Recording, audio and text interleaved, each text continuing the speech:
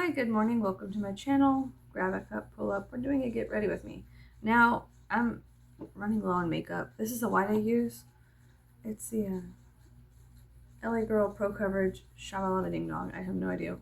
Anyways, you can get it on Amazon. So I use this white. Then I use the Maybelline Fit Me in the lightest, like this is classic ivory. The 120. This is in the shade white. This is in the shade 120. So depending on how I feel, I will use more or less, but together generally that's what I use. And then I pair it with a concealer and some kind of highlighting stick. If you see in my other Get Ready With Me videos, I kind of do like weird, figures on my face, and then we just have fun with it, Makeup doesn't have to be super serious. It just is, so it doesn't really matter. Unless it matters to you, and it does to me. There are like bounds I stay within of it doesn't matter, does it not matter, So anyways, like I said, grab a cup, pull up. We're getting ready. So number one, these bearings are so loud on these fans to me. We're gonna have to get over it. The lighting is strange. The sun keeps showing up in odd spots on our it's not the first time it's happened on this channel, it won't be the last. And then people are stirring in the background, so you're gonna hear things in general. Sorry, it's not like ASMR or whatever. It's more like so I like using this. I don't know if it really fucking helps, but the Milani No Pore Zone mattifying primer, I like it. I like it. So hey, what are you watching? What are you listening to? What are you reading? I want to know, please. Right into the ear, I must hear these things. Oh wait, or on your phone. Tell me right now what you're doing. What kind of media are you consuming? Please. Now, I guess I should get to the whole doing my makeup thing. This fan is so loud. I don't know what's wrong with me this morning. I didn't get much sleep. I got about 5 hours last night. And I drank some coffee right before I went to bed.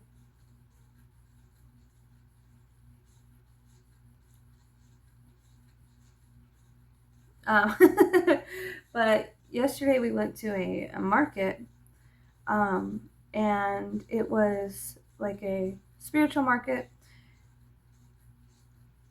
It was kind of the most amazing thing ever. So there's night markets in Salem and stuff like that, and I feel like perhaps, maybe not intentionally, but the night markets I've witnessed like on YouTube or watching like 4K walkthroughs or whatever, are super interesting. First of all, I love Istanbul, and so I've never been there, but I have like this deep pull there. I don't know why, but I've always loved that area. And so like one of my biggest things in life, I want to go to the oldest market in the world, or the longest running market in the world, right? And that's like I've always felt so pulled to go to Istanbul. And one day I will, but for a long time, for a long time, I was always like watching videos of people just walking through. Sorry, the Roku TV in front of me is shifted. Anyways, so I was just always so obsessed with watching the walkthrough videos and looking at the old architecture, like vicariously through YouTube videos, and people do all these like no commentary walkthroughs, and it's so nice for me, my personal brain, the way I am. I love that. That is like, whew, that's everything to me. That's what I do naturally. I haven't done it really since 2020. It's been a major shift in the way markets were for a while, and now things are getting back to normal. So as a kid, my mom always took me to flea markets, stuff like that. When we lived in San Antonio, we lived near the Eisenhower flea market, and that was a place I frequented as a child. I love the markets. So it feels good to be in the air of, it feels healing. Because the night market I went to yesterday, at first I wasn't going to go. One of my friends was actually going to be working there as an astrologer and doing readings. And she was like, I'm not going to go for reasons. And so, none of your business. Anyway, she was like, I'm not going to go. And so I was like, that's cool, man. It's all good. And so I was like, well, she's not going to go. I don't think I want to go. The whole reason I wanted to go was to see her. I haven't seen her in so long. It felt like, it's been too fucking long. It's been so long. Our schedules are never aligned correctly.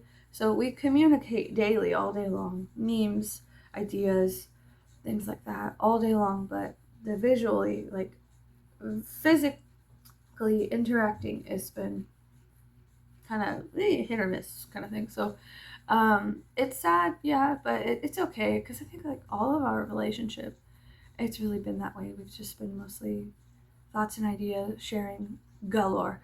So our entire relationship, sorry, I haven't even cracked. Just been telling you stories. Oh well, fuck it. If you're here, maybe you like storytelling, so I'm gonna tell you my stories. Right? Sorry, it's not a formal thing. This is more like hang out with me, get ready with me kind of thing. I'm not really showing you anything. I'm just telling you stories about my life. So, and I don't have an idea of what I'm going to do with my makeup, so I just kind of look in and pull inspiration from the mixing. So, like whatever comes to the surface. Anyway, so that's kind of how our relationship has been. But she wasn't going to go, so I was like, I'm not going to go. No, I'm kidding. She's not going. I'm not going. No, but it wasn't like that. I have no anger or anything, but I have a certain bias towards things that are metaphysical, because I used to work at a shop, so I have an intimate understanding about how metaphysical business is run to an extent. Not all, of course. I'm not some all-knowing person, but it tainted me in a way. And so I was like, I don't want to go to these places without someone I feel safe with. Okay? So I was like, okay, whatever. I was just totally like, all right, well, I knew I had to leave the house. And for my tarot cards, I had pulled the Chariot for the day.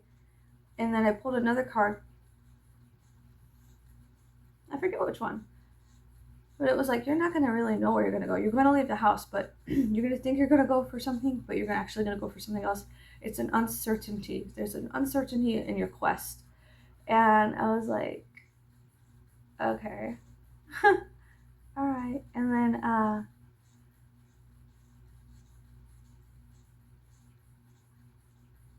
then I was speaking to my sister-in-law, and the day started shifting. It went from me being like, okay, well, I gotta get my house ready, my friend's gonna come over, she needs help with the market, to, we're not going to the market, it's fine, let it go. So I kind of got a little depressed or whatever. I went to sleep, I woke up. I wasn't depressed because she wasn't going. I was depressed for other reasons. And then when she said she wasn't going or coming over, I was like, okay, cool. So then I pulled my depression back out, and I was like, the baby has been crying. So I had to take care of my depression. So,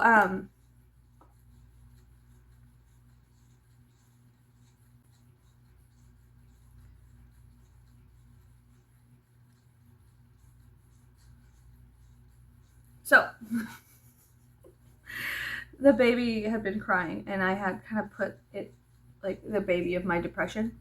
So then I went to sleep. I gathered some, I was reading some books, and then I fell asleep on the couch, much like an old man.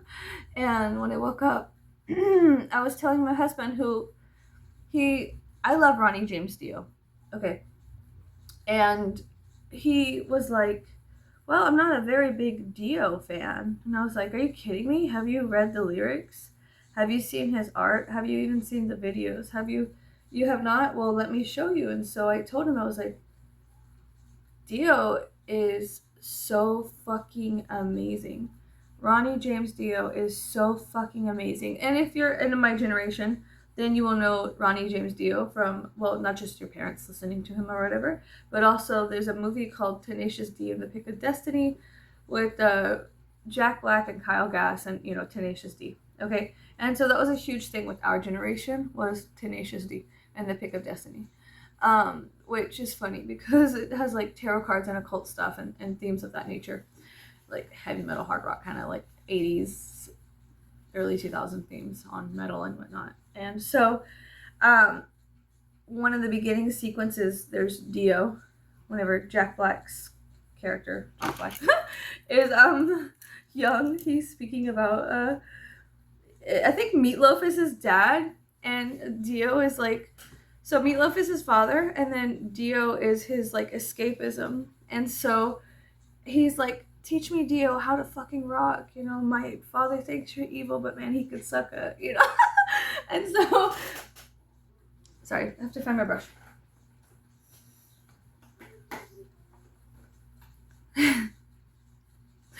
If you know Tenacious D, you know Tenacious D. We're not going to talk about this. So, people know Dio from that. So my husband knew Dio from Tenacious D. He was like, yeah, you know, I hear you brave young Jables, you are hungry for the rock, you know. But I knew Dio from different things. My mom, she honestly, when she got older, she looked like Dio, kind of. But she was just a part of his era, his generation. I think they all kind of had that look to it, you know, like they all had that like long, scraggly like hair. And I don't know. My mom reminds me of Dio, not physically. When she got older, she reminded me of Dio. When she was younger, she looked like Farrah Fawcett. So she had shifted into mini masks, right? Anyways, so I was like, honey, you gotta listen to Dio. He's like, I don't know. I have some kind of like resistance to listening to Dio. And so I was just like, well, have you heard the lyrics? He's like, no, what are you talking about? I was like, well, you know, just a rainbow in the dark. But I was like, then I started reading the lyrics to him. I was like, honey, this is not just about this is not just some fucking metal song. This is something more. And then I showed him the visuals, and then I showed him the music videos, and he was like, oh my God. And I was like, yeah, and I showed him like album covers and things like that. I said, Dio is not just some fucking, you know, some guy or whatever. There is something deeper. He is actually transforming such deep traumas, deep traumatic things without saying too much. He's saying everything. And if you could read between the lines, if you walk wounded and you can read between the lines well enough, you'll see and you'll be able to tell other people's wounds as well as yours, you know? And so perhaps he did not get wounded himself, but he was speaking upon wounds in general. Very deep, dark ones. And so then my husband was like, what the fuck? And I cried. I was like crying because I was like, you know, I wept for my mother and his mother. They're both dead. But I wept because somebody had hurt my mom and somebody had hurt his mother, and the hurt and shame had reached back so far as far as time's looking glass can see. The women in both of our families had been hurt and had been you know, traumatized, and it has taken him and me being born. Both of us were black sheeps from our family. Both of us were outcasts, to take this trauma and then elevate it to something else. And not to fucking toot my own horn, because I don't fucking believe in that, but out of his family and my family, like, my brother's doing well, but we are so day and night. It's ridiculous. He's Catholic. And I love him, but we're different. We're different. And that's okay. We're just different. We have different fathers. There's so many differences between us. And yet he's still like, we shared a womb at one time, you know? So the pain reaches back as far as the fucking looking glass, the sands of time, the beginning of where I come from. There has always been pain and heinous acts on women. So it took my husband from his family, and then me from my family, and us creating a family together, the mixing of both of us, to create children for him and me to stand in certain areas of our family bloodline and to say no more, no more, or absolute, I will go to the darkest places, such as I will go to prison if it happens to my children. If the pain that has been resonating through time and space to the bloodline, the curse, it ends with me, or I will die, bitch. Like, that's how it is for me. And I feel like with him, that is also how he is. I can't really speak on him, he's a different person. But internally, and we've communicated about this many times, people have hurt me. I'm the survivor of SA and DV. And so when you go into dark places unwillingly, when you're dragged there by your hair or your feet, or you're bound and gagged and thrown into the depths of hell by some unknown entity, a person, a being, a thing, a religious organization, a cult, the occult, it doesn't matter. People who you're supposed to trust, people who you know.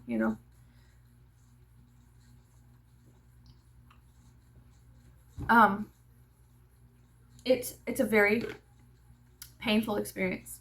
So with watching, seeing that stuff and getting older, I've always loved Dio, but that love, it was so strange because subconsciously and psychologically, I will feel something. I'll feel some kind of resonance towards things, and then I'll lock that away. Of, okay, that's interesting. There's an interesting feeling here. There's something good here that I need to mull over when I'm in a different headspace. So that's what happened. I loved Dio for a very long time. I've listened to his songs for a very long time. I've always liked, and I couldn't pinpoint why until recently, and I started really diving in. Holy diva, right? Been going into Dio, and so, like, for me personally, I've been diving into Dio stuff, and like, to me, it's just really amazing. It's really beautiful. It's extraordinarily sad. And so maybe, I don't know, I can't speak on what happened to him, but I can tell you that his lyrics and visuals are very... Now, was he in charge of his visuals? Maybe not, but he agreed to it in some way. So that's where it gets weird with art. Everybody's going to pull away from whatever you do, whatever work you're doing. They're going to pull away whatever they need to from it, and then they'll interpret you in many ways. As many ways as there are grains of sand in the beach. The beach. As many ways they will pull away from you what they need, as there are grains of sand. And because of that, you just have to submit yourself to your work, whatever your work is. Your art, your artwork, your actual work, your artwork, your creative self-expression. I don't even know what the fuck I'm doing right now with my makeup, so we're just gonna fucking let this shit fall where it lays, okay? So, did he agree to make visuals like that? In some way, yeah. There was an agreement. So, he is a platform, at least for that kind of awareness, if you are aware and to me it spoke volumes, because then Dio, if you went through it, you would understand what he was saying, and if you didn't, you would just be like, fuck yeah, Dio, horns up kind of thing. But then if you've gone through it personally, then you can understand, you could read between the lines and go, wow, no, you don't understand how important Dio was. Like, this is really fucking insane. Like, and I was showing my husband the visuals for the, this one. I was showing my husband the visuals for that. And you could go look it up on YouTube. It's available on YouTube. But it was so, to me, what I pulled away from it. Some people could just be like, oh, well, he was really into, maybe he was really into, like, the myths of, like, whatever, the masculine, so there's, like, this masculine initiation that happens, which I don't know, I'm not a dude, so I don't fucking know. There's some kind of masculine initiation that happens where dudes have to go, dudes, bros, have to go through something. And so you could say, oh, well, he's just doing this, or he's just doing that. There's nothing deeper. Silly, silly girl. There's nothing deeper to Ronnie James Dio's, his art. It's just him making art. It's just him playing in a sandbox. And so you're going to take the grains of sand from the box and interpret them however the fuck you want. Well, as somebody who has survived really, really heinous acts, somebody who has survived some of the most darkest experiences that humans can go through, I know exactly what he was saying. I know exactly what he was doing. It wasn't mysterious or vague to me at all. I knew exactly what he was saying with his art at that moment. At least I thought I did. You know, like my perception was like, wow, holy shit, this is kind of fucked up, bro. But yeah, hell yeah, he was talking about things. Maybe, you know, and Ozzy also spoke on certain things.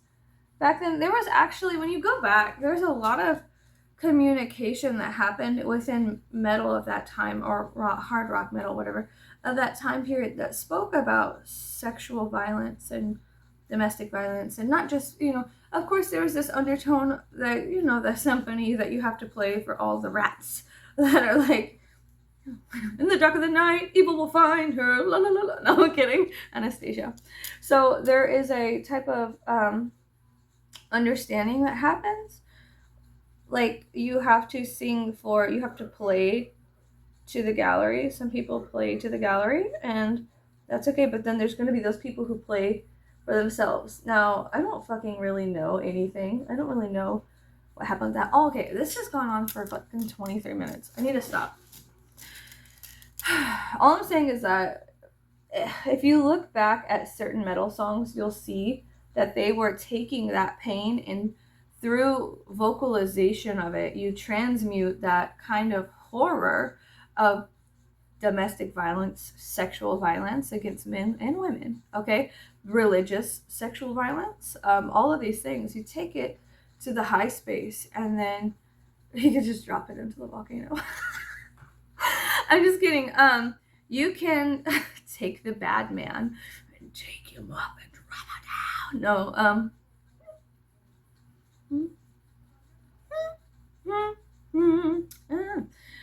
no, I think it is important for evil people to live longer, because it gives them a chance to transmute their trauma instead of just redoing everything over and over again. No, I'm just kidding. I don't know what I'm talking about. So anyways.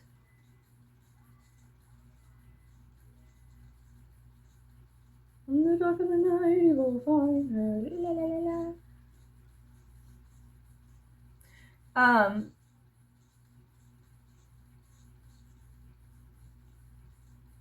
No idea what I'm doing with this makeup look. I'm so embarrassed. Okay, you're fine. Anyways, oh, my spine.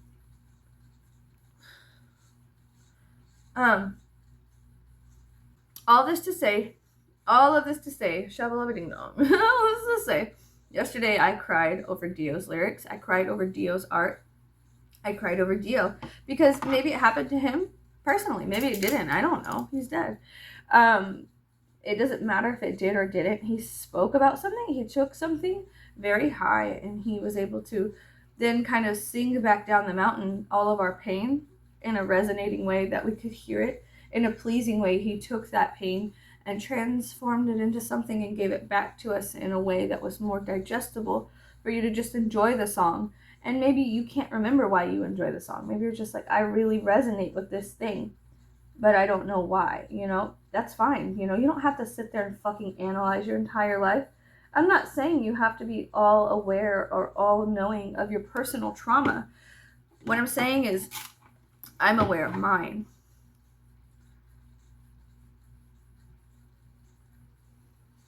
And the awareness I have of my personal trauma makes me aware whenever other people are saying things between the lines. When I've been through so many traumatizing and traumatic events. Number one, I had to get a trauma specialist.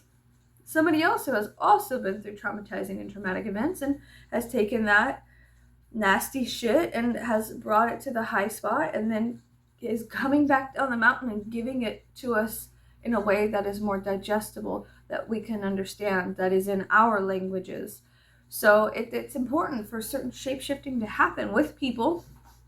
It's important for certain shape-shifting to happen with certain people because them being able to dance on both sides and in between allows you to have access to information that you need at your level. Do you understand? Everyone has their spot on this planet and within the confines of this time-space structure. Everybody has our holy light that we're supposed to light and walk forward with.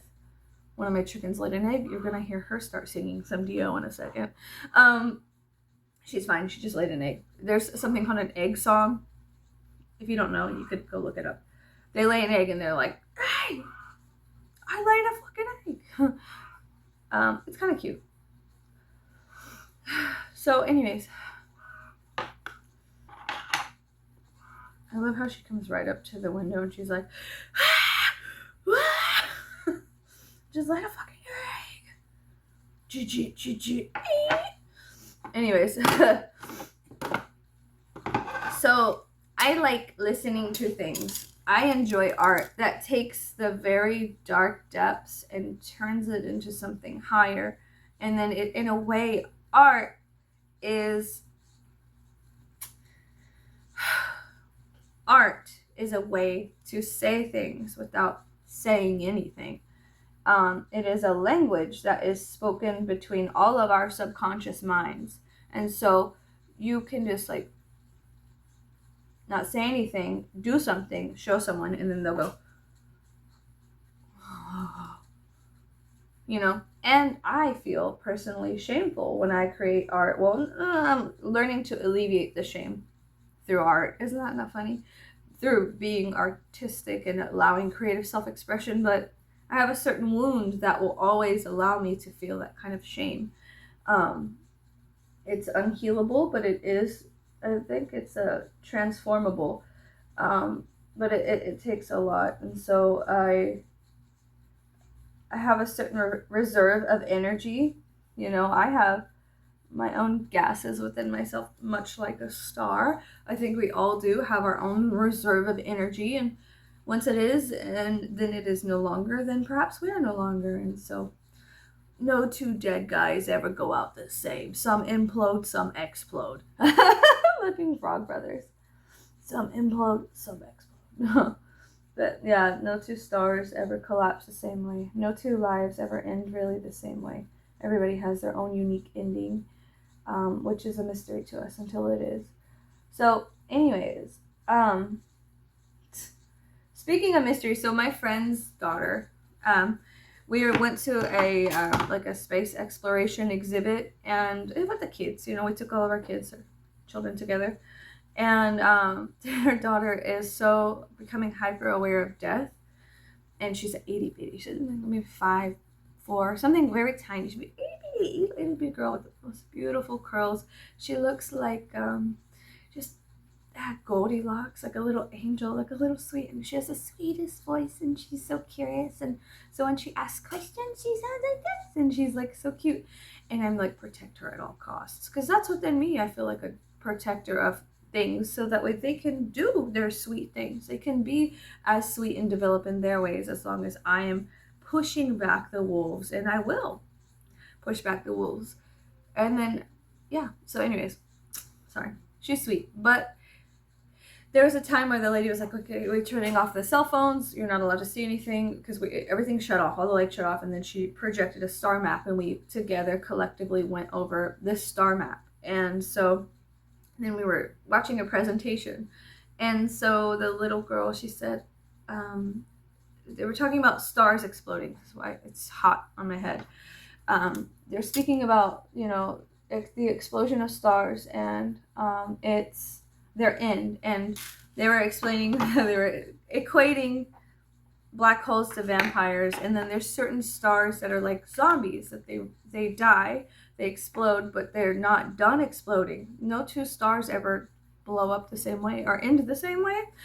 So they were saying that there's certain stars out there in the big bad universe that are, they die, they collapse, they send out, but then something happens and they resurrect on accident, and then they send out another one and they die over and over and over again. And then they were saying that don't worry, eventually it'll stop the dying process, but it's like a false death.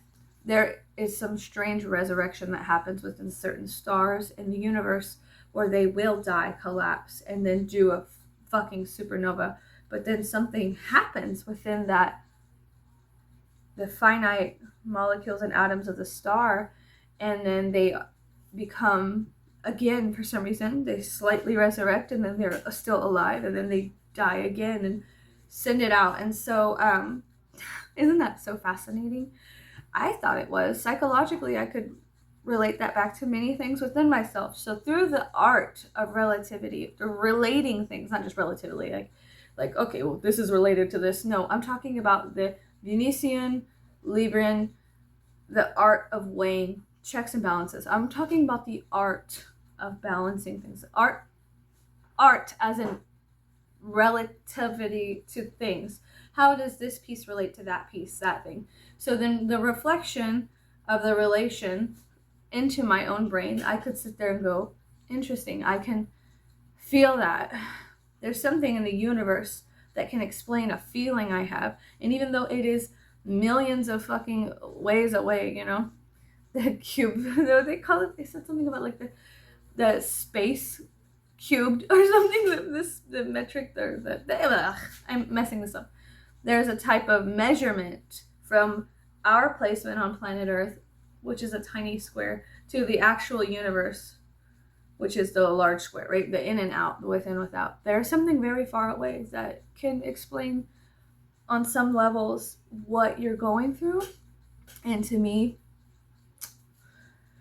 well, you're not alone. Even stars far, far fucking away in the sky, and these constellations that you'll never possibly see with your own eyes,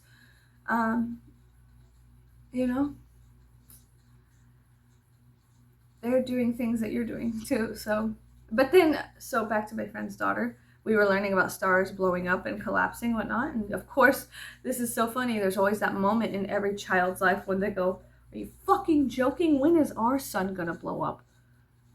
When are we all gonna die because of that? Is it going to kill everybody, every one of us? And then, so her daughter had that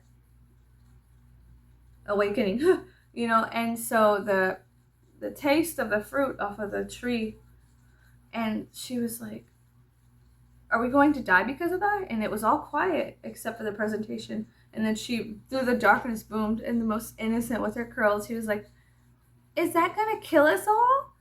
Are we gonna die? Wait, are we gonna die before that, or are we gonna die because of that? Will we already be dead when that happens? I was like, fuck yeah, ask those weird questions in mixed public audience. You little tiny angel of the Lord, ask these questions. Let's start a conversation in the middle of this presentation, because this angel, this baby, this sweet curly-haired doe-eyed girl was like, will I already be dead when this happens? Developing the awareness of like, when stars die, will I already be dead? What is the death? And will we be able to experience it after death? And so she was so loud, and it was so cute that I had to hold in my laughter. I had to grab like my throat and my face, and she was behind me. And my friend, she was like, it's okay, baby. She was being so sweet about it. She was like, baby, we'll talk about this later. We gotta be quiet during the presentation, even though they're like, voices down, cell phones absolutely off. And then we, everybody look up, we were laying and looking up and going through the presentation of the cosmos. And the little girl, she's so innocent and so sweet and so real, with that innocent heart. Those questions, those big bad questions about the assumed eternal oblivion. What the fuck is gonna, no, she's back there with the cigar. What the fuck is gonna happen with me? Huh? No, I'm kidding. No. But she was like, you know. And so I was like, fuck yeah, dude, that little kid, she's got it. She's got it. She's asking those questions, and her mother is nurturing those, the nurturing of the asking, not the shut down and shut up and submit and be quiet and fall in line. No, no, no, no, no, no, no. Why? Is that real? Are we going to die? What is death? You know, that awareness, priceless. So I found it to be hilarious and magnificent. This little girl boomed into the universe. Her vibration came out of her vocal cords, and she said, will we already be dead when that happens? Will that affect us in any way? She started questioning at such a young age, what is that relation to our life personally?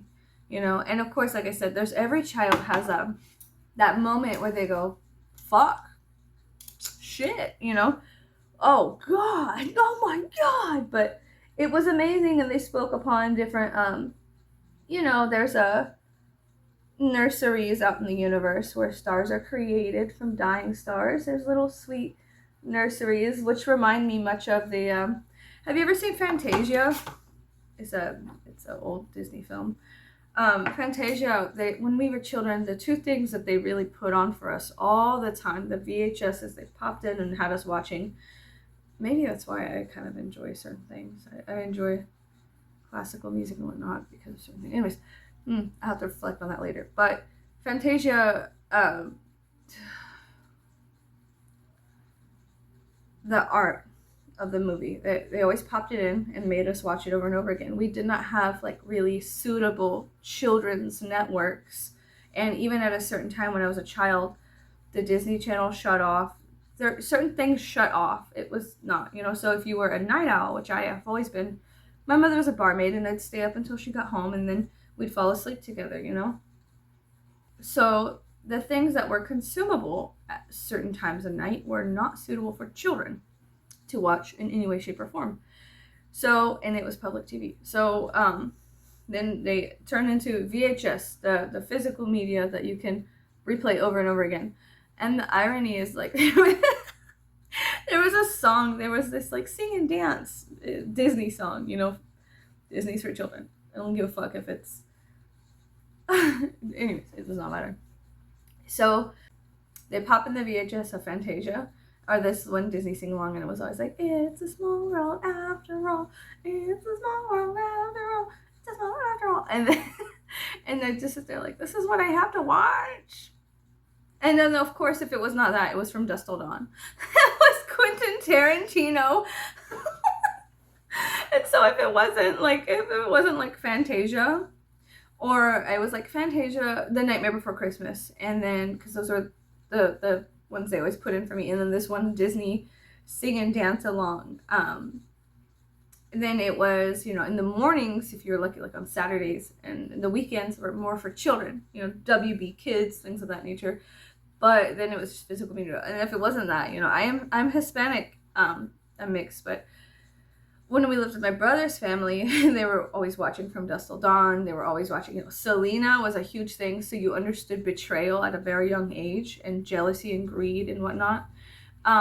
And we're from South Texas, so intimately our families were enmeshed and enveloped in what Selena was doing. And it is a horrible tale. Let's be honest, Selena, to us, Hispanics, Mexicans, Tex-Mex bitches, South Texas, is Jesus. Okay, she was fucking killed by her little Judas-esque figure, you know, or whatever. But I don't. Here's the thing: me and Judas, I have no problem with Judas. All right, I understand the whole, you know, psychology of what happened or whatever, or what didn't happen. Who knows? I wasn't there, but so I have no issue. But what I'm saying is the archetype of the betrayer, the and then the I love you, I'm handling your things, and the betrayer, Yolanda, you know.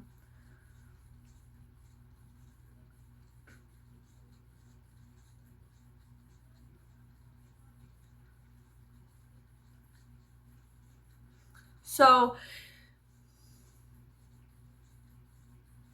anyway, so if it wasn't, it's a small world after all, and then Fantasia, which has some strange visuals, you know, then it was From Dusk Till Dawn, and it was Quentin Tarantino and all that stuff. Anyway, so which in and of itself was a whole another kind of lesson. Like for children to watch something like a story play out like that, you see so many when as you get older, if that's one of your pillars inside of your body, like family watches, either I watch Fantasia by myself, but when I'm with my family, I'm watching From Dusk Till Dawn, Selena, and so I'm learning with my family. If it was not happening between humans physically, then it was vicariously learning from media, Selena, what betrayal is, the theft of innocence, the descent into the underworld rapidly, the taking of life, the abuse of power and lying and embezzling and things of that nature, the dark depths of human pathology. And then it was the through art, which is videos, movie, media, this fucking art, so you could relate your life to certain things. Another thing that I saw when I was a child was Silence of the Lambs, and that is one of my favorite movies ever, period. I love Silence of the Lambs. I fucking love it. And I was watching that with my brother's family too. So we watched Selena, From Dusk Till Dawn, Silence of the Lambs, those things, and then shifting into Fantasia and all these other things. So for me, it did something for me personally, and then I could understand better life and things like that. But then of course my mother, she had like this whole, after that, watching Silence of the Lambs the first time as a child, it propelled me into this deep need to understand people a little bit better, because it felt truthful. There was something in Silence of the Lambs, even as a very little girl, that was so truthful. And of course, was it consumable for children? No, I just told you that. There was media I was allowed to consume, and media I was allowed to partake in with adult supervision, because whenever an adult was supervising me, such as my brother's father or something like that, we were all, it wasn't just me and the adult, it was our family around the campfire, which was the TV, watching this kind of media, so it was a communal thing to watch Silence of the Lambs, From Dusk Till Dawn, Selena, things of that nature. Okay, enough. So back to the stars, the babies, and the universe and the cosmos. There's a part in Fantasia where there's little Pegasus children in this beautiful like garden. And so when they were explaining how there's like the death of the star can actually create a cradle within the universe that can make new stars and babies and things and push them out and pump them out like a little, like a womb or something, like it pushes out more stars and whatnot. It reminded me of those little sweet Pegasus babies from the Fantasia movie, so that's why I was speaking on Fantasia. And if you don't know any of the things I'm talking about, if you find it interesting, then you could go look it up. You don't know what From Dusk Till Dawn is? You can look it up. Now, was it okay for me as a little girl to watch this stuff? No, but it did put within me at a very early age type of questioning nature. Number one, am I allowed to watch this? I knew at a certain age, I was like, am I allowed to watch this or not? Is this something bad for me? Is it bad? Is this for adults only? And if it was for adults only, then I needed to have my brother with me. So if I had questions, I could ask him, or he could also, my eyes, to me. And so that was the importance of the communion around the campfire, which was the television as a child, as to if you were watching something questionable, you needed a guiding hand. Guide thy hand. You needed to have somebody to be able to tell you when to look and when not to look at certain things, because they had already within them, first of all, they cared about me, thank God, because had they not, they would have just kept watching and not helped my eyes, right? But because I was a little girl, and when my mother was working, she made it extraordinarily clear that I was not allowed to watch certain things, and if I was, then my brother or my brother's father or some adult had to be with me to guide my hand through this media consumption, right? Okay, now was it a perfect childhood? No. I think earlier in the video I told you that I am a survivor of many, many difficult things that most people take early exit from, Most people don't survive the things I've survived from, so the fact that I'm here is a motherfucking goddamn miracle, and I'm grateful for it eternally. I will be grateful for it, for the awareness I have, and for the life I'm allowed to live, basically. Was it hard getting here? Oh yeah. Absolutely. Did I fight tooth and nail? Yeah. Did I fight tooth and nail to keep my life? There was many instances, and it wasn't my brother's family. They never did anything to me other than protect me, watch over me. But whenever I left the safety of my brother's house and then I was back out into the world again, the unsafe territory of physically the world, and then I was learning many lessons that were extraordinarily difficult at a very young age. A lot of I equate it to I had to keep going back to the grindstone, and they had to keep mulling me over. It was a very strange experience, but it's mine, so I'm gonna be honest with you about it. I'm not gonna hide it and feel shameful. I'm done shameful shit. I've done shameful things, but I'm done with shame. So the only way is for me to do art on my face and then to speak about it and to share, and not feel shameful about my experiences just because they are kind of fucked off and scary, sure, but is not life fucked off and scary as like in a general guideline. Look how pretty this is. Did you see it? This is labradorite. Let me see if I can find it. There's a story about labradorite. Maybe we can see it, maybe we can't. That the Aurora Borealis, this is the closest I'll ever get to the Aurora Borealis, is labradorite, which comes from Labrador. So I'm really into stuff. There it is. You see that shine? You see the rainbow within it? So there's a story that the Aurora Borealis has been trapped within this stone, and the way that it came into the planet was that a warrior took a staff and hit it and released it into the sky. At least that's what some people say. Anyways, isn't that crazy that like we come from stars and stardust, and like out there in the universe there's more planets being made somewhere far away, perhaps, I don't know. I wasn't there, but I was there, and we all are there. And so there is a part of us that if we could stretch ourselves far enough, our mind and our awareness far enough, we can understand things within us better. If we go far enough out, we can look within and go, you know what?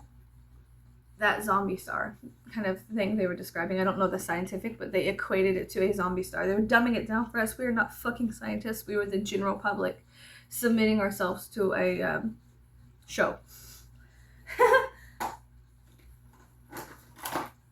So the zombie star out there, I was like, I know what that feels like. I know what that feels like to die and resurrect, and then to feel like you're dying again and resurrecting. And then other people are like, is she going to stay down? Because I feel that within me. I've literally died multiple times in my life, or been very close to death, and then it come back. And so then you're like always kind of, when is the next death coming? When, you know? And so seeing that there was something out in the universe very far away that scientists have jotted down and looked at. It was so important for me to sit there and go, this was real. This is real. To an extent, this is real. I am real, and I'm really pissed. I'm getting, and I'm really bad. Open up the pit. No, but to sit there and to look into the universe, and then to expand our awareness, and then to go into these places. Like, I am like that star to an extent, and I'm like many stars. We all are. I'm just not like I'm a star. Blah, blah. No. What I'm saying is that I could feel what they were explaining. I could feel it within my body. I could feel the like I said, there's been so many times that I've died within this lifetime, and it was always kind of like I felt like, when is the next shoe gonna fall? When is the axe looming over my head going to just, you know? And then even from there, from that death or whatever, I came back and it was like, oh, hey, whoa, wait, what's going on? What the fuck? Okay, I thought I was in oblivion. Where am I now? You know, so do I know what happens after death? No. Can I speak on death? No. Also, no. It's an individual thing, you know. I've talked to psychics and things like that, and, you know, everyone has their own kind of feelings about things. But I think that, for one, I love science. I love science. And I know personally that it is something that is ever evolving and changing. It is not something you can take. You cannot take science and say, here is a sturdy foundation upon which I will build a 400-story tower and then allow people to live within it and then say that you are 100% safe. Science is not safe. Science is theories, bitch. Science is and is not, and it's always changing because the world around us is always changing. And so to do something such as that, to build some kind of tall structure upon theories that may or may not be, is stupid. You're a fucking fool. And to think that you are the king when you are the jester is dangerous. It's dangerous, okay? There are kings for a reason, and they are foolish for a reason. And then there's the jester who does this dance and tells the truth and whatnot. And there is holiness within the roles, you know? And I'm not saying that one time you could be a king and one time you could be a fool. Of course you can. But it's who owns all the riches? Is it the person with all the money, or is it the person with the fucking awareness? What is riches? Is it money? Is it thought? Is it what is riches? You know, it's individual. It's a personal value system that comes from within. What do you value? That's what's valuable. What you value. Now, if you value the almighty dollar, then that is yours, and then you value that. But on that pedestal, at the tallest part of the highest peak on the mountain, you'll find your values, what you value and what you think is good for your experience. And then I tell you, go follow that, whatever it is, you know, whatever it is, it's going to be different for everyone. You know, some people value work and productivity. That's fine. That's fine. But do you have to? Does everybody have to value taking one rock and putting it here until we build a grand pyramid? No. No. We don't all have to value the same thing. I think maybe that's why I like art so much, because there is a perspective shift where it's like, I could be like, we could all look at a picture of an apple with a hat on it. And then people will be like, this is how I feel, this is how I think, blah, blah, blah. But you cannot sit there and say it is, even if the artist goes, well, it's a fucking dog with a chain and a whip and a pistol. But you're like, what I'm looking at is a apple with a hat on it. And then he's like, well, no, you're wrong. Like I said, it's a dog with a whip and a chain and a pistol. Okay, that's what it really is. That's not how art works. It is individual perspectives, individual, you know, revelations that we all have by looking at something and going, you know, it's the, let's say it this way. Society legally allows us to have art so we can be free thinkers to an extent within their realms. But society, at least Western society, loves taking art away from people. They love taking that valuable thing, which is individual thought and perception, individual perception, and individual, you know, to see clearly, you know, or to see through things. They like taking that and rubbing nasty things on the window so you can't see through the window. So you think, oh, that's not even a window. It's a brick wall. But it's not. It is a window. And if you just put your hand on it, wiped it away, you'd be able to see, oh, somebody painted a brick wall over the window. It was a lie. It was an illusion.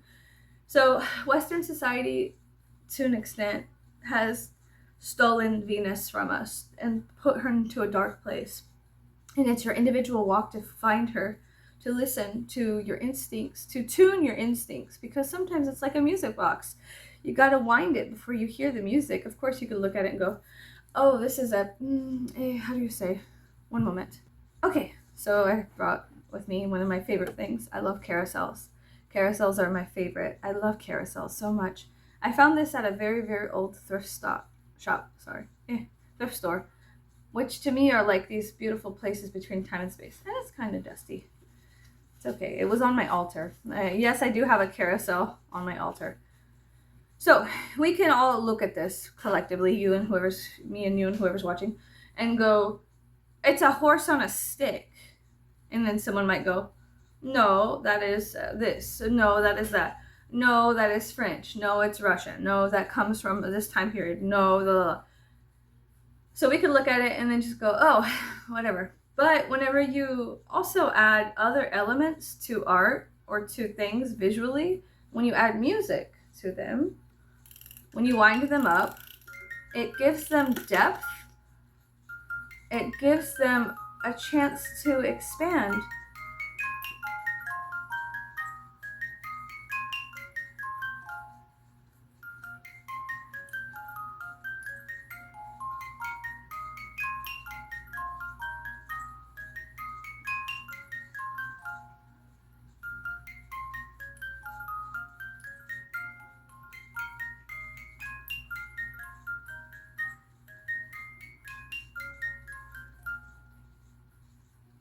So, with Venus and being kind of stolen and dropped into a dark place, she's always doing all kinds of art. You could find her. She's beautiful. She's radiant. She has the Brisingamen, you know, Freya, the Brisingamen, though. She's bright. She's shining, the lady, you know. So even if the lady is in the darkness, you can hear her. You could find her. You could go seek her. But you have to expand a little bit. You have to expand your awareness of what is and what is not, and maybe drop it to an extent. You have to drop that awareness, rise it up. It's something that is changing like the weather, you know? It's not something that, I'm sure, I mean, personally speaking, I could not ever solidify, like I said, I could never stand on science and build a 400-story tall tower and then allow people to live in it and tell them that they're safe, because it's a lie. Science is ever changing. We're always discovering new things. And to shut down conversations, to tell people to shut the fuck up because it doesn't go with something that was said in 1947 is wrong. It is the oppression of truth. And everybody has a unique perspective to bring to the table of science, of art, of all of these things that mix and mesh together. Also the mind, you know. So in our Western world, there's been a strategic stamping out of individual thought, free thinking, right? So is it annoying? Oh, absolutely. It is very annoying to sit there and go, there is a truth within zombie stars, whatever the truth is, for me. And if someone else goes, well, no, there's no truth in that. There's no truth in that. I don't feel that way, so it's not. And I have 500 people with me here that agree with me and not with you. And so because there's more of us saying the same things, you are wrong. That's not how it works. There is really no good and evil. There just is, okay? And it's up to us to fucking sort through the cosmic trash pile, the cosmic trash pile of everything that is and is not and could be, right? Are you gonna be wrong? Yeah. Is it okay to be wrong? Also, yes. Do you need to stand on it? Do you need to stand on your wrong? No, you could admit it. You go, okay, well, science and the evolving nature of it has allowed me to understand through my, my perceptions are clearer. Sometimes science is like a carousel. There's different animals going up and down at different speeds, and there's songs and music and mirrors, and in one mirror you may look large, in one mirror you may look skinny, but is every mirror a truth of you? Sure. Is every mirror within those truths also there's a lie? Yeah, sure. I don't think that we should ever have one fucking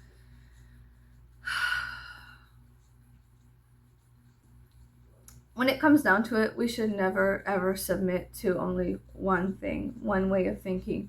There are so many ways of thinking, and there's so many people, and there's so many beings. There's not just, oh, human is the almighty, whatever. No, it's a very narcissistic view, and what it does is it creates a type of tension within everybody to where we will all have the same story eventually. If we all believe, if we're all told the same story our whole lives, then we don't have the creativity to pull from, that there is other expanding things out there.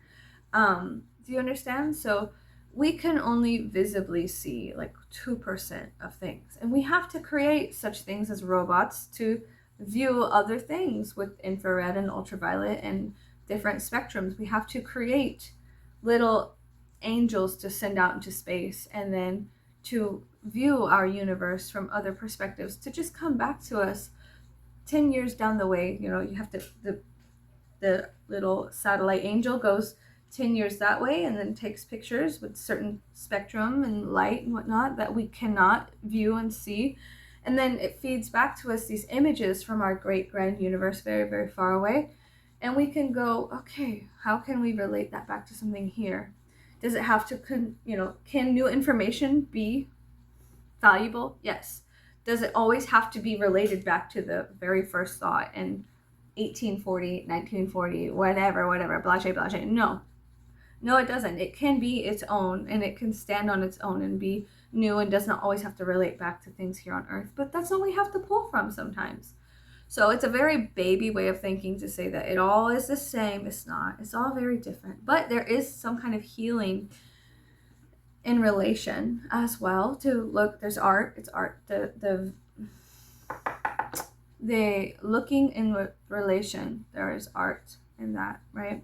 In the art, you can relate back to you and then heal certain things that are below the surface. Does that make sense? So,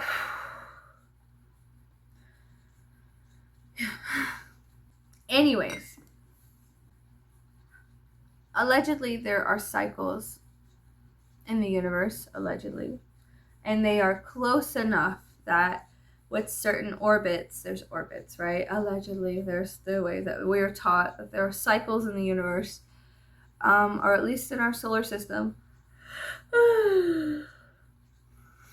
that help us understand better how we relate to the world externally and at large. But here's the thing, if somebody brought in new information that was contradictory and also caused issues within the status quo, or what we all thought, what we all believed, a belief is not truth. A belief is just a personal thing. But if you all believe it, there is some kind of truth, but it is not towards the thing. So if we all believe that this is white, but it's truly black, right? But there are some white in it, right? And so it can be both. But if we all believe and only say, this is only white, we are limiting our beliefs of the truth, our perception of the truth, as well as the collective thought to question things. And if everyone says, no, it's white, and you say, well, no, I see the black and I see the other pigments. Sometimes it's also reflective. So I can see the red curtains and the bright sun off of it too. And they say, no, it is white. We all have said this for many years. It's in the books. It is white. So write on your paper, be a good girl, and write down that it is white as well. So we know that you think how we think. And you say, no, because I see the reflection of, it's so shiny. I could see an elongated reflection of me, and I look like a thin man. How funny is this? I look like a boy in this. What is that? And then you say, well, I also see black, and I see this, and I see words, and they say, no, we told you. Why are you making such problems for everybody? We all can't go forward until you say it is white. So just shut the fuck up and write on your stupid fucking paper what I fucking told you. And then you're like, and so when it's 20, 10, 30, 50, 500, 8 billion people against you saying, oh, there's something more to this, it becomes difficult. It is the systematic stamping out and shut down a conversation on a subject, which everything can be expanded upon. If the universe allegedly keeps expanding, why can't everything within the universe then as well have some sort of expansion? It can. You can expand if you believe enough. Not if you believe. There's truth. You can expand. You will expand. You will expand in age. You will expand in thought. You will expand in experience. Nothing stays the same. Everything is always learning from each other. Your domesticated dog is always learning new things. They say, well, you cannot teach an old dog new tricks. That's a lie. Your dog, stop feeding it for a week. It's going to learn how to fucking bite you. Go ahead. Be my guest. Stop feeding your dog for a week. See what happens. It's going to learn new things. Anything can be expanded upon. And it should be expanded upon, because if it is the nature of the universe to expand, why is it not the nature of everything within the universe to expand? I feel like we are all supposed to expand constantly. And so there is some kind of um, circumstance that is created within non-expansion, within conservative views. There is some kind of circumstance that is created within conserving a certain viewpoint. And so I spoke about this before. I think that you should do what you feel is right. And if you feel it's right to be conservative or to be this or to be that, then that's for you and people like you. But should you bend your will to fit in to somebody's view? No. You have your own set of eyes or your own set of experiences. Even if you are blind, you still have your own set of experiences that you need to honor yourself. So that way your vision and perception is expanded, and then collectively all of our vision and perspective is there's an advantage to it. There's advantage for us collectively to grow. If everybody starts singing their own song, then the symphony becomes and grows into this beautiful thing that is and is not and can be interpreted in billions upon billions of ways, you know? So yeah, I just feel so strange within myself. And whenever I can find anything outside of myself that reflects back to me some kind of divine truth of like how I strangely feel and how I strangely think, you know, I say a lot of dumb stuff. I say a lot of dumb shit. I've never ever stood on business other than I will defend things that cannot speak for themselves to the ends of the earth. And I would fight tooth and nail to protect children. So I think those are the two things that I do stand on as business, is that I will fight to protect the innocent, even if it means me not existing anymore. And then also the other thing I stand on is that we all are like walking, evolving art, and it is important for you to walk your way as far as you can within this life. Expand your consciousness as far as you can, grow, evolve, understand that there are things that are true and there are things that are not. And you have your personal set of values. You'll have to weigh it yourself. You have your own scales to weigh the things that are and are not. I don't think you should ever conform or follow blindly, but there is lessons to be learned within blindly following. Of course there are. So then, even if you do follow blindly, but you're still going to have that consciousness expanded whenever everybody starts falling off the cliff and you go, why are we swan diving into the shoreline? To the rock? Why? And then, guess what? From that blind conformity, then you start asking questions. They're like, any questions? And everyone knows that you're not supposed to raise your hand, but you're late to the party. And so you go, and then they go, you. And then guess what? There's an expansion of awareness that happens whenever you're targeted by a mass amount of consciousness pointed at you, and then you go, you know, oh, hey, you get really fucking weird in here really fucking quick.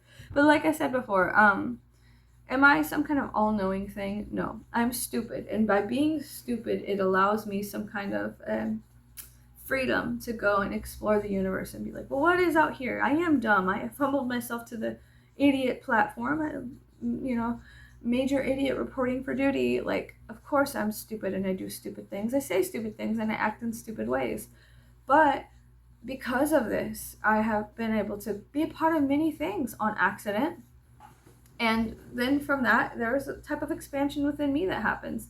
A clearer perspective of the things that happen around me. And of course, sometimes I sit within my sorrow and then my perspective becomes dark and isolated and cold and solidified, much like ice in winter. But even in Antarctica, there's a freezing and unfreezing process that happens, and a shifting of ice plates and things of that nature. So even if you feel that you are stuck in a rut or whatever, that's not true, because even things at the bottom of a ditch, say the ditch is frozen over with water and you feel like you're at the bottom of the ditch, there will become a warming time. There will be a warming period. Things are cyclical to an extent, but it's not like cyclical like always here. Sometimes it's cyclical like here. sometimes it's cyclical like that, you know what I'm saying? In cycles that go up and go down, they go sideways, they expand and in and out, forward, backwards, you know, there's an expansion that happens, but it is like a cycle that happens, you know, in many ways. It's not just a circle cycle. It is expanded this way, expanded that way, up your butt, around the corner, 2 blocks down, expansion. So, so it's okay to be wrong. It's okay to have new, fresh ideas. It's okay. Just bring whatever you can to the table. And there is obviously in the Western world a consecutive, consistent stamping out of individuality, and it starts at a school level, and they have perfected the factory to pump out a certain kind of worker. They really have. You can trace it back to the highest dollar amount. Who owns all the money? You can trace it back to that, and who keeps donating to the education system? And it's the people who need people, like, that don't ask questions and that don't have thoughts. And if you're too busy fucking everybody and getting drunk and going to jail, you have debts, you have to pay child support. And so from there, what do you have to do? You have to get a good job, you have to work, you have to go be a blue collar worker, and then you feel guilty and shameful. Well, there's Jesus, there's Christ, there's a church, there's a Southern Baptist on every corner. There is a very, very apparent cycle. There is a very, very apparent labyrinth that has been cut out for all humans in Western society to fall into. And they keep trying to make you think that the walls are solid, that they're solidified, and so you can only walk a certain way. And it's towards the center of the labyrinth, and what it is you waste your entire life trying to get out when you didn't realize you can just literally push through the brush and fucking climb and break down these walls and go through like a fucking bull on parade and bust through the labyrinth and say, you know, who the fuck did this to us, you know? It's like it's slaughter day, you know, whenever the sheep go for slaughter, they have to put them in like there's a labyrinth that happens. Sorry, that kind of got dark real quick. But for the harvest of livestock, they load them all up and they're all thinking the same thing, and they're on a trailer, and they back the trailer into the certain area, and then there is a labyrinth that happens, and it's literally the sheep to slaughter type of thing that happens. And the reason why we say these things is because we could relate that to something happening on a large scale. When they say they're sending the sheep to slaughter, it's because the blue collar workers do not understand certain thinking, and so they have to relate what's happening on the mass to something that happens within them, within their life, within what they see, what their grandfather did, and the stories of this and that, and blah blah blah blah blah blah, right? So yeah, it's interesting. So anyways, the reason why I said that is because we all are kind of stuck in this labyrinth of Western society and Western culture, but start looking around, start seeing what's real. Start having different ideas. Cause a fucking traffic jam in the labyrinth, and be like, hey, what do you guys think? Well, before we go any further, how long have you been here? What are the techniques you have done? Have you even thought? You haven't? You could keep walking, that's fine. But for those who are walking with questions and who have stopped and just decided to sit there in this labyrinth and go, you know, start pressing on the wall, seeing what is and what is not. You know, start expanding. Even though they have us with blinds on, like horse blinds, to where we can't look left and right, you can still move your, like that, man. Move your whole body. What the fuck is that, you know? Start looking around. On that, I'm gonna go. I'm gonna go fix my makeup for real. And I'll see you guys later. Goodbye.